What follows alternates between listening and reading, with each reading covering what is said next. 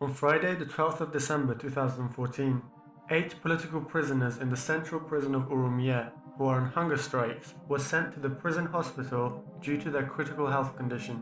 After 22 days of being on a hunger strike, and despite their dire health condition, these prisoners are continuing their strikes inside the prison.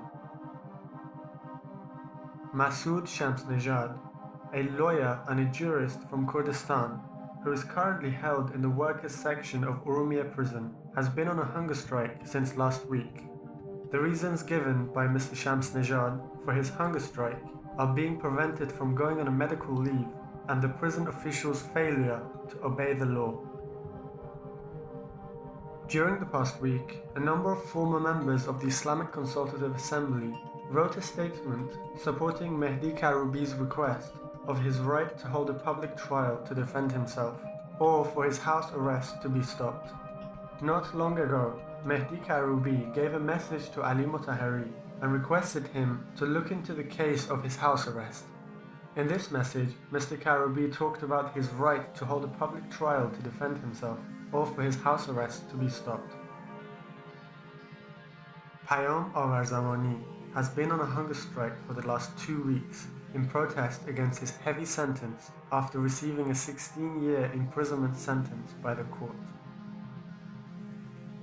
On Wednesday, the 17th of December 2014, the Amnesty International expressed their concerns towards the fact that the Iranian officials have threatened to move the dates of the execution of 10 Kurdish prisoners in the Urumia prison who are currently on hunger strikes to an earlier date.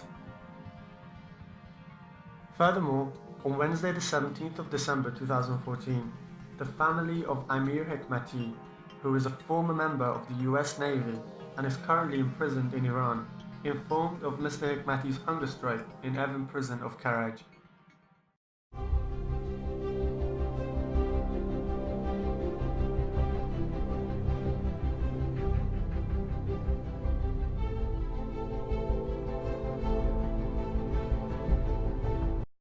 Kurush Soleimani, Adel Shirjang, Aida Izadi, Mitra Godarzi, and Anna Masumi are educators of the path called Erfan Halqa in the Kish Island, all of whom were arrested on Friday the 5th of December. Furthermore, there are at least 7 other educators that have been put on the blacklist of the Ministry of Intelligence in order to be arrested.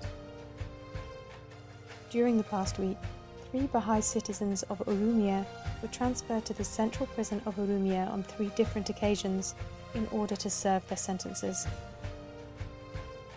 On Monday the 15th of December, hundreds of citizens and followers of the path called Erfan Halqa into universal mysticism gathered in front of Evin prison and the Bar Association and demanded the freedom of Muhammad Ali Taheri, who is the founder of this path. Ibrahim Firuzi, a Christian convert who is currently detained in the Raja Shah prison of Karaj, has been sentenced to 1 year imprisonment and exiled to a city called Sarbaz for 2 years. Furthermore, on Monday the 15th of December, at an interview with Fars News, Muhammad Musavi Bojnourdi, a member of the Combatant Clergy Association and the chairman of the Great Islamic Encyclopedia, referred to the 8th order of Ayatollah Khomeini's article and announced that Baha'is do not have citizenship rights and should be deprived of the rights to education. On Wednesday the 17th of December, 4 Baha'i citizens in the city of Mashhad by the names of May Kolusi, Dari Amri, Sahi Fadai and Shayan Tafazoli were tried in the Revolutionary Court of Mashhad on charges of propaganda against the regime by teaching the Baha'i faith. Their sentences will be announced in the coming days.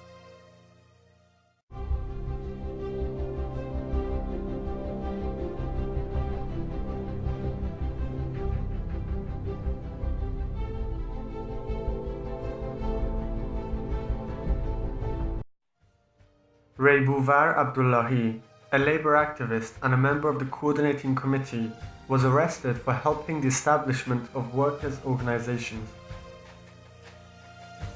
Furthermore, Behnam Ebrahimzadeh, an imprisoned labor activist, was immediately transferred to the Rajai Shah prison and was sent to a section which belongs to prisoners with serious charges.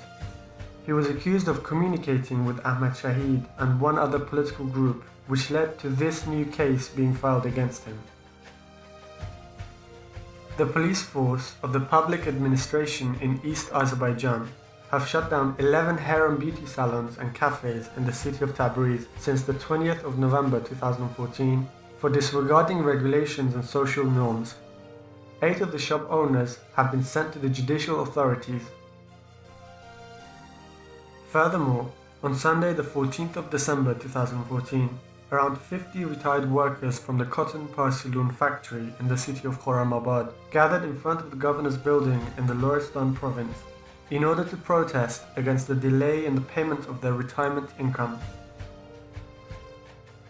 Furthermore, on Sunday the 14th of December 2014, around 100 workers of the 4 green investment companies gathered around the company in order to protest against the uncertainties regarding their unpaid wages.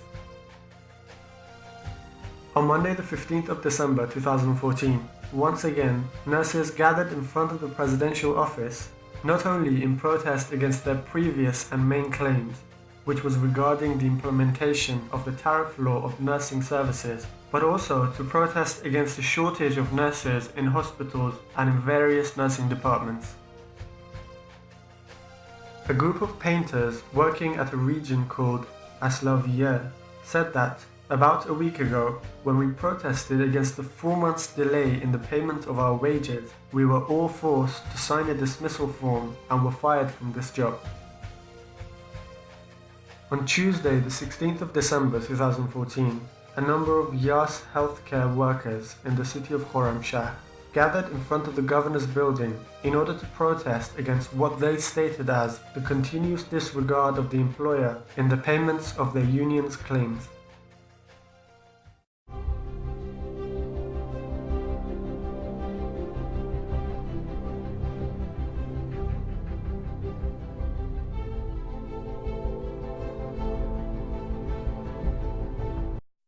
According to reports, Saeed Hassani, a civil activist, was arrested due to his refusal to attend the court.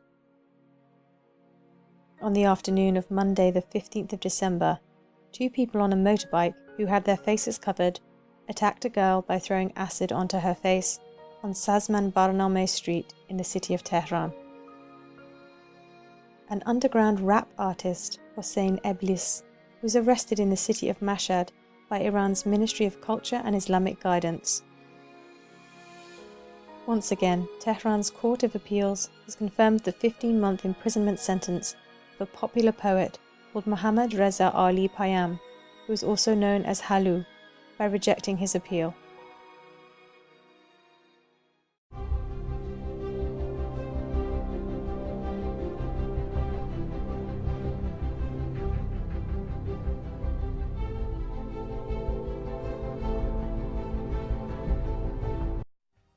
During the past week, Ghulam Hossein Falahati, the head of the Association of Islamic Labour Councils in the Gilan province, said that even though 60% of the workload in agriculture in this province is being carried out by women, female farmers do not benefit from any social protection and support. Furthermore, Mahdiye Golru, a political and social activist, was arrested and imprisoned due to protesting against the acid attacks that occurred in the city of Isfahan. After more than 50 days since her arrest, she has now been transferred to the solitary confinement, which has the capacity to hold 2 people.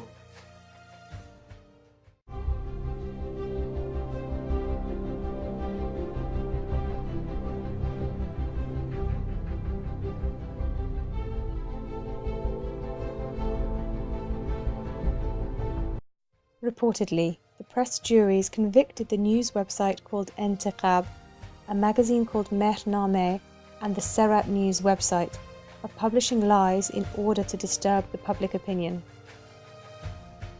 On Tuesday the 16th of December, Reporters Without Borders published its roundup of abuses against journalists in 2014. With regards to the countries that have the highest number of imprisoned journalists, Iran is in 3rd place, with 19 journalists currently imprisoned.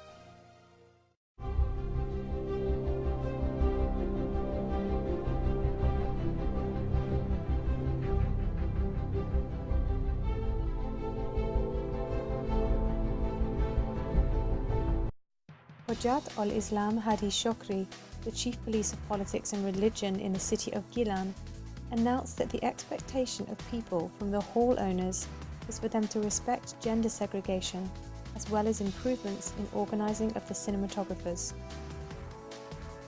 At a recent press conference, the spokesman for the Ministry of Culture in Iran claimed that rap music is promoting a disorganised system in music, and because of this we will not give permission for rap artists to perform in Iran.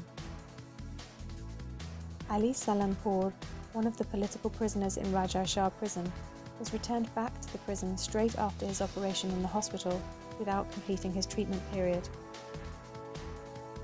On Monday the 15th of December, students of a school in the city of Gonave were beaten by the school's headmaster with a hard plastic tube as a form of punishment for not studying. This violent punishment led to one of the students' hands becoming infected. At a press conference, the Deputy Secretary General of the Iranian Anti-Drug Campaign Headquarters, Alireza Jazini, stated that the anti-drug campaign in Iran is against the removal of the death penalty.